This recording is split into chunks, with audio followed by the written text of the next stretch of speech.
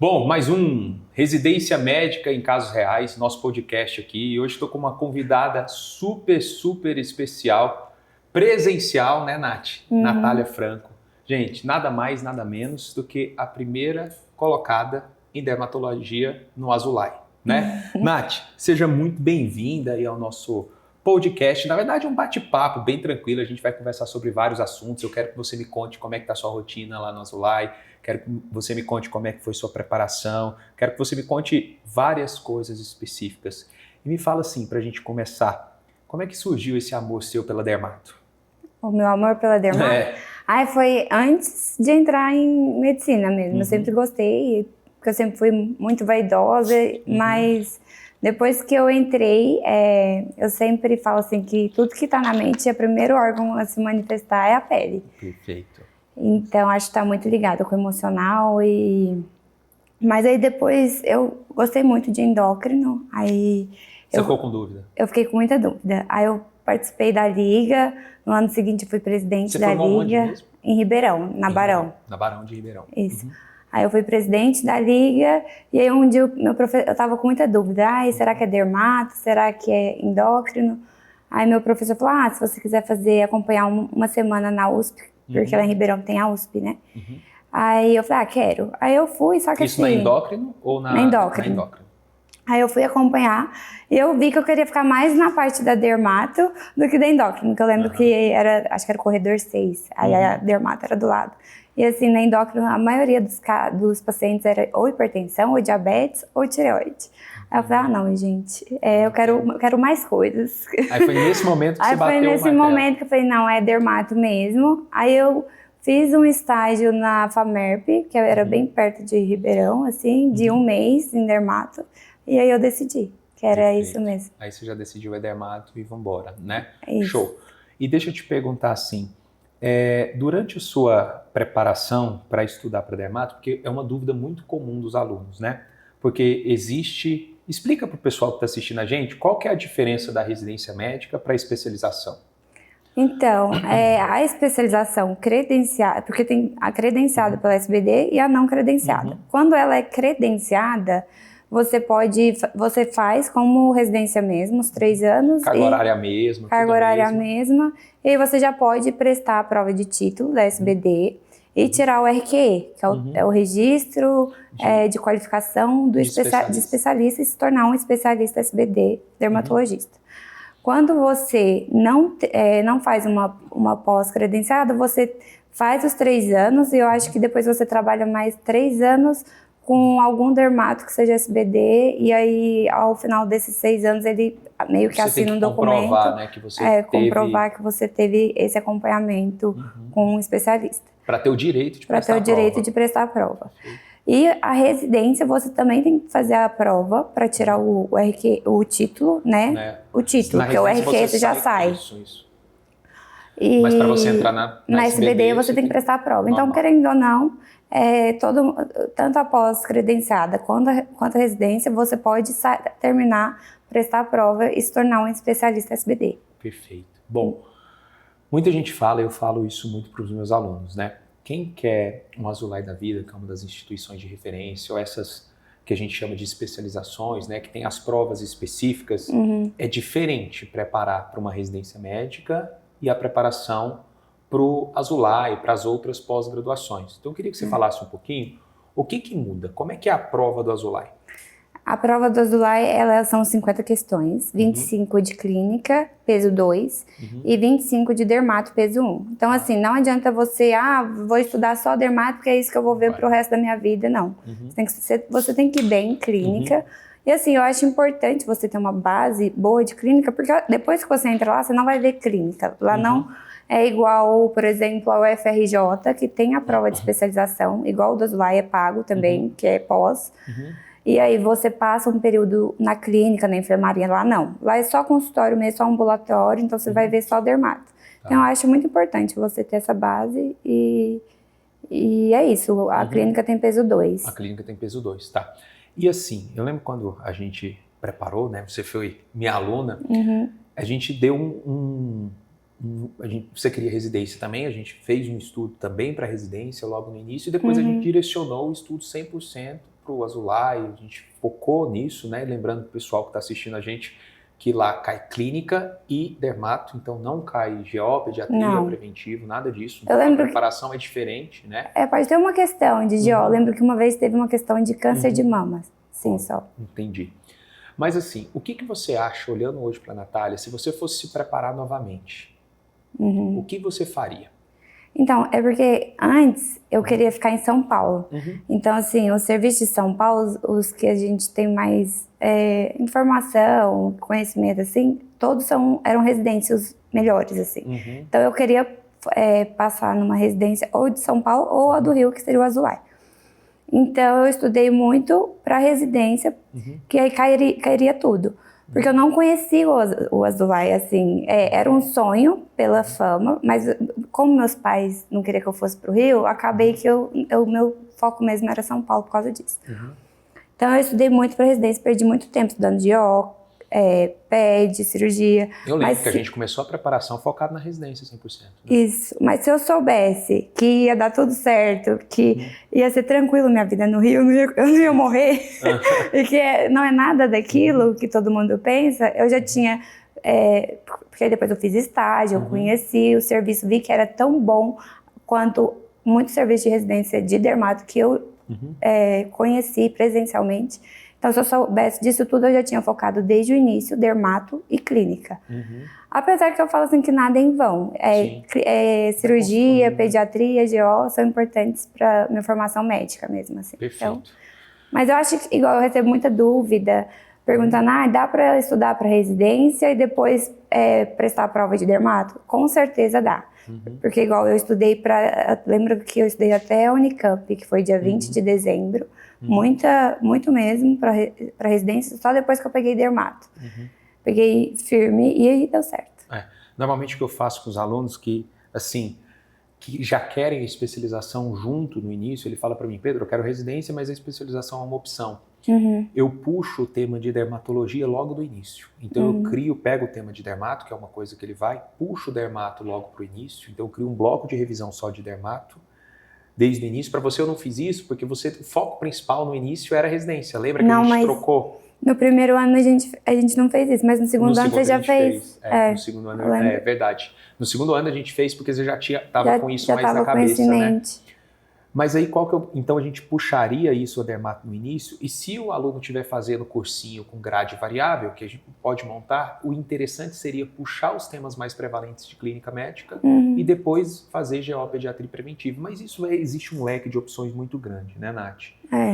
Bom, o que eu quero te perguntar? Eu quero que você conte um pouquinho disso que você falou, porque normalmente a gente fala do Rio, de não sei o quê. Como é que é a sua rotina lá no Azulay? Como é que é a sua rotina de viver ali, onde você mora? Como é que é o seu dia a dia? Então. O que eu vejo pelo Instagram é vida de artista, né? É só beach tênis. Tá bem legal, não posso reclamar não. Fica postando lá na orla, dá até uma inveja. É porque eu sempre gostei muito de esporte, então assim, eu me encontrei no Rio. Eu sempre corro, dá tempo, porque começa 8 horas lá no Azulay. Então às vezes dá tempo de correr, fazer algum esporte. Eu saio de casa às 7h30, aí de onde eu moro no Leblon. Até a Santa Casa são 30 minutos, então chego 8 horas. E assim, é um caminho bem tranquilo, que eu pego a orla ali da praia, Botafogo, Flamengo e já chego. E Santos Dumont, é do lado do Santos Dumont. E começa às 8, todos os dias tem ambulatório, manhã e tarde, exceto um dia que tem tarde off. E na sexta-feira tem a sessão clínica, que aí nós discutimos os casos mais interessantes do serviço, algum caso que a gente não tem diagnóstico fechado, e a maioria dos casos tem discussão com o patologista, que aí discute também alterações mais comuns daquela doença na patologia, e quando a gente tem dúvida, o paciente pode ir ao vivo. Então, assim, é muito legal essa sessão clínica toda sexta, é bem enriquecedora, e são os chefes assim mais influentes do serviço, estão lá para discutir os casos. E é isso. E final de semana não tem? Final de semana, às vezes a gente faz algumas ações voluntárias. Ações na praia de Copacabana, que tem um grupo lá que chama Lions. A gente faz isso em conjunto com eles. Algum condomínio, mas é mais ação social mesmo. Social, bem tranquilo. Bem tranquilo. Mas basicamente, segunda a sexta, Horário comercial, digamos Isso. assim. No segundo ano, é porque como eu tô no primeiro, eu não conheço muito a rotina do segundo. Mas no segundo ano, eles atendem sábado no particular. E aí, nesse particular, eles já recebem, já é remunerado. Show. Então, é bem legal. Atendimento remunerado. Bom que incentiva também. Incentiva, né? isso. Isso é bacana, muito bom. E assim, de tudo que você viu e tá vendo lá, você se arrepende de ter mudado? Nossa, jamais. Eu falo assim que é impressionante que tudo acontece na hora que tem que ser, do jeito que tem que ser. Do jeito que Deus escreveu pra gente, né? Não tem como. Porque você lembra, no primeiro ano eu bati na trave, né? Na trave. Assim, eu era a próxima a ser chamada e foi tudo muito corrido. Eu decidi prestar Azulay de última hora também. E se eu tivesse passado aquela vez, não tinha dado tão certo igual está dando agora. Até eu vejo assim, pela turma, por tudo, pelo lugar que eu tô morando, enfim. E até pela maturidade. Maturidade, como um todo, né? sim. Bom, Nath, eu já tive vários alunos que passaram lá, enfim, e eu sempre tenho uma coisa que eu quero te perguntar. Todos que eu tive fizeram um estágio lá antes. E eu sempre recomendo todos os meus alunos que vão prestar que façam o estágio lá antes. Até não só para conhecer o serviço, para conhecer os chefes e tal. Você acha que é praticamente... E eu vejo isso, né? Praticamente todo mundo que passa faz o estágio lá. Você acha que isso é uma condição realmente do serviço? Que eles gostam de conhecer quem são as pessoas? Gostam de conhecer quem tá lá? Ou não? Você acha que isso não influencia em nada? Eu sou do time que, tipo assim, tudo que eu puder fazer pra ir bem e pra eu chegar lá com a consciência limpa, eu fiz tudo que eu podia ter feito, eu faço, entendeu? Então, eu lembro que no meu primeiro ano, quando eu decidi prestar, eu fui pra entrevista e ele me perguntou isso. Mas por que você não fez estágio aqui? Falei, porque o meu objetivo... Eu quase falei isso, meu objetivo não era aqui, mas a gente não pode falar isso numa entrevista. De nenhum, né? Mas eu falei, por causa que eu tava estudando, trabalhando, correria. Mas ele perguntou isso, só que eu não acho que seja obrigatório. Tipo, não é porque você não fez que você não vai passar. Mas na hora ali do desempate, esse aqui fez, esse aqui não fez, o que fez conta, entendeu? Ele já te conhece, então eu acho importante. E aí você pode aproveitar e fazer alguma ação voluntária que vai contar ponto no currículo. Eu lembro que quando eu fiz estágio lá na época do congresso. Então eu já participei do congresso deles, que é bom. Fiz um curso do congresso que foi bom, conta ponto. Fiz ação voluntária, então assim, vários pontinhos na entrevista. Então acho bem importante. Mas muitas amigas minhas da minha turma nunca fizeram estágio lá. Então assim, não é uma visão viciada que eu tinha. Não é, o mais importante é você ir bem na prova e ter um currículo bom. Porque o fato de, eu não fiz estágio, não vou passar. Ou eu fiz estágio, tô lá dentro, certeza que eu tô lá dentro. Isso é prova mesmo, né? Mas é aquilo que te falei, que pode ser um diferencial ali no critério de ali empate. Na hora do desempate, igual eu acho que vale, né? Sido importante. Uma dica importante pra gente dar pro pessoal, Nath, é que assim, o currículo do Azulay, ele é ultra específico.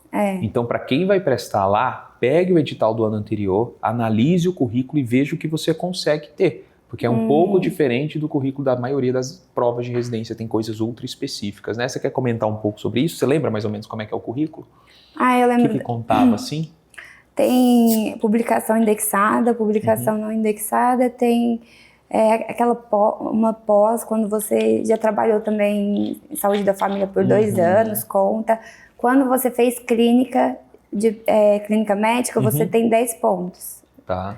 Se você tiver residência antes de clínica, né? Isso. Aí conta cursos, conta eventos. Tem alguma coisa na área de dermatologia ou a maioria das coisas pode ser qualquer área? É meio aleatório? Meio aleatório. Tá. Estágios. Eu lembro que a PUC São Paulo contava mais pontos quando era na área de dermato. Tá. Excelente. E no Rio, quais são as especializações que tem? Quais são como se fosse o Azulay? Tem o Azulay, que é na Santa Casa, né? Isso. Tem o Azulay, tem a UFRJ, que tem acho que 9 vagas. Para especialização. E tem 2 ou 3 e 3 de residência. 3 de residência, tá. Tem a UERJ, que são 6 de especialização. São provas diferentes, né? São provas diferentes. A UFRJ cai tudo. Clínica, cirurgia, PED, GO. E é bem parecida com a prova de residência mesmo. Então, assim, quem for prestar lá e fazer muita prova antiga, é legal. A UERJ é só clínica e dermato, igual o Azulay. As outras eu não prestei, mas eu sei que tem bombeiros, tem outros lá, mas... Tem alguns outros lugares. Tem outros lugares, mas igual quando me perguntam, o que eu oriento a pessoa? Colocar serviços credenciados SBD, no Google mesmo, e aí vai aparecer o mapa lá e ele coloca Rio de Janeiro. E aí todos os serviços tem lá, é só você procurar. Excelente. Essa dica é muito importante, pessoal, para todos. Por exemplo, psiquiatria tem serviço que é estágio, que é credenciado pela sociedade, mas não é credenciado pelo MEC, no mesmo formato da dermato. Então, existem várias especialidades que têm o que a gente chama de especialização, que é como se fosse carga horária de residência, só que é via Sociedade Brasileira ou Associação Brasileira, enfim. Então, essa dica que a Natália falou é muito interessante. Você colocar quais são os serviços credenciados pela SBD, ou então se você vai prestar otorrino, oftalmo, alguma coisa, quais são os serviços oftalmo, por exemplo, credenciados pelo CBO lá, por exemplo, porque aí você tem um leque de opções. Normalmente essas provas, elas não são tão divulgadas igual as grandes provas, então às vezes tem editais ultra específicos, tem processos seletivos específicos, fica de olho nisso, né, Nath? Sim. Bom, outra coisa importante que eu quero te perguntar assim, de tudo que você fez na sua preparação, tanto para residência, vamos falar de estudo mesmo, sim, tanto para residência quanto para a preparação para o Azulay, o que você acha que foi o seu principal ponto de diferença, assim, entre um ano e outro? O que você acha que mudou para a Natália que foi aprovada, para a Natália que não foi aprovada no primeiro ano? O que você acha que mudou no seu estudo? Estudar mais, óbvio. Volume, né? Não tem como. Volume, estudar muita clínica, dermato também, porque eu não estudei muito no primeiro ano. Em geral, acho que um pouquinho de tudo, assim, não tem algo específico, mas eu acho que ir bem em clínica é fundamental. E também, assim, se preparar para a entrevista, eu acho que é muito importante, porque eu bati na trave na PUC São Paulo, que eu fui para entrevista, fui para o UFRJ também, e aí depois que eu fui para o Azulay de novo, falei, gente, não. Aí eu peguei e falei, vamos preparar, então eu acho muito importante. Porque Quando a gente fala de preparação para entrevista, eu quero que você dê uma dica aí pro pessoal. O que foi o diferencial assim na entrevista? Como é que é a entrevista do Azulay primeiro? E como é que é a preparação? O que você daria de dica para quem vai para essa etapa? Assim, eles têm uma planilha, né? Checklist. Um checklist. Então, eu fiz bem organizado, eu fiz um índice para não perder tempo ali. Eles gostam disso, eles gostaram bastante. No currículo que você tem que levar impresso, não é isso? Aí você fez o índice de cada... Fiz um índice com... tá na página tal, se eles pedirem. Isso. Eu acho que humildade, né? Como sempre. Sim. Que mais? Conhecer o serviço, conhecer os chefes. No Azulay variou muito de um aluno para outro, assim. As perguntas, essas coisas. Às vezes ele começa a te perguntar algumas coisas em espanhol, mas só o básico mesmo. Você vai fazer o pessoal ficar com medo, assim.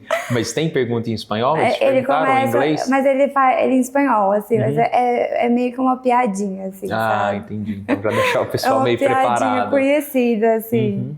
Entendi. Mas...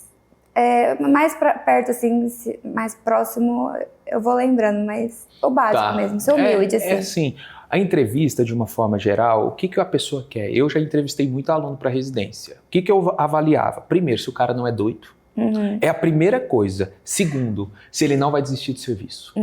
Então, assim, as conversas, claro que a gente vai conversar sobre vários assuntos com a pessoa para ver se ela não está mentindo no currículo, para ver se ela não vai desistir. Eu sempre perguntava, por exemplo, quando eu fazia entrevista com o aluno, eu virava para o aluno e perguntava assim, você mudaria para cá? De onde você Então, agora você falando, eu lembrei. Ele perguntava, você tem condição de morar aqui? Seus pais têm condição de te ajudar? Eles querem saber isso. Isso é muito importante, só para fazer um adendo aqui, pessoal, é uma das perguntas que eu fazia. Porque assim, nesses serviços, a maioria da galera, e isso é uma dica para você, independente se você tem condição ou não tem, você tem que trabalhar muito não, fala que seu pai tem condição, que você quer mudar, que você não vai precisar trabalhar tanto, porque é muito ruim para um serviço 3 tipos de residente, tá? O residente que é doido, então a gente sempre, se ouvia que o cara era doido, entre aspas, tá, pessoal? A pessoa que, enfim, tinha algum perfil, alguma coisa que fosse dar trabalho para os chefes. Porque o que o chefe quer? Não ter trabalho. Então, muito cuidado com falar demais, com ser muito prolixo, com essas coisas, porque isso contava ponto negativo, né? Eu falava, cara, isso aqui vai me dar trabalho. Então, isso influencia, infelizmente ou felizmente. A segunda coisa é a pessoa que vai desistir do serviço. Desistir do serviço como assim? Não é a prioridade dela, ou então ela está esperando outro lugar. Então, não tem nada pior a pessoa que não tem segurança na especialidade. Sim. Então, às vezes eu perguntava, você prestou só tal especialidade ou você prestou outras? Se a pessoa falasse assim, prestei tal lugar, um monte de coisa, a pessoa não tinha segurança. Por que dermato? Eles querem saber desde quando que você realmente quer dermato, né? Isso é importante. Perguntar o hobby também. Então, muitas vezes as pessoas vão para a entrevista, claro que varia de lugar para lugar, mas muitas vezes as pessoas vão para a entrevista achando que o cara vai perguntar qual que é a classificação XYZ da doença tal. E não. Na verdade, a grande maioria da entrevista é dar uma olhada no seu currículo. E por que o currículo é bom? Para ver se a pessoa é proativa. Entendeu? Então, fez isso, fez aquilo, ela é proativa. Ponto. E a segunda avaliação é, peraí, será que esse residente vai me dar trabalho? Então, quem que é o residente que dá trabalho? É o residente que, enfim, tem alguma característica que vai dar trabalho para o serviço geral, vai brigar com todo mundo, que tem, enfim.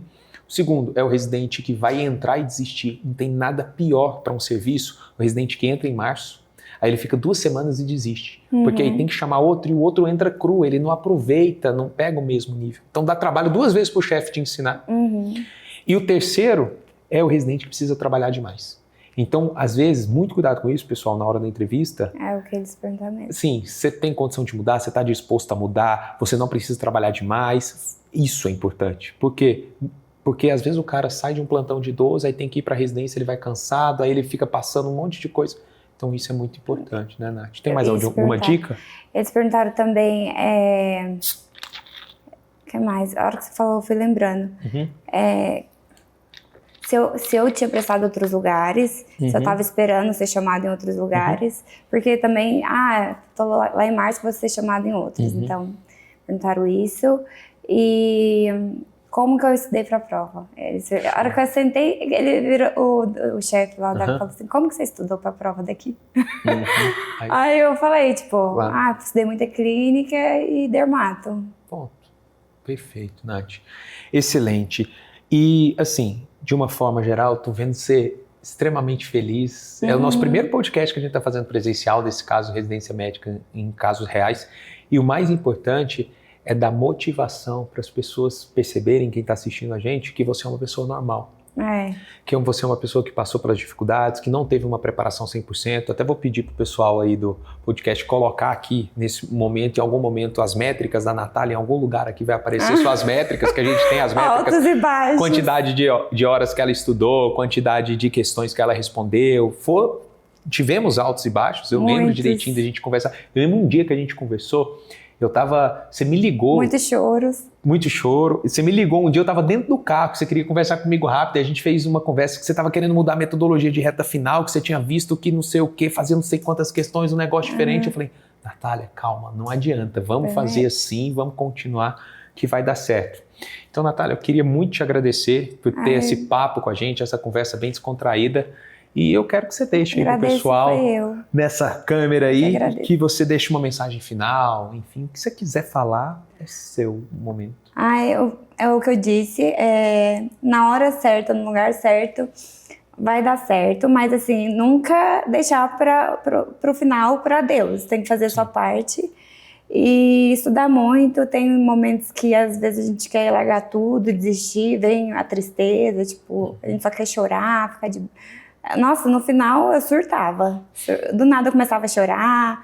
E assim, eu acho que é muito importante ter amigos na mesma situação que você, que eu tive muito suporte, assim, que eu tinha até um grupinho de estudos, né, Pedro?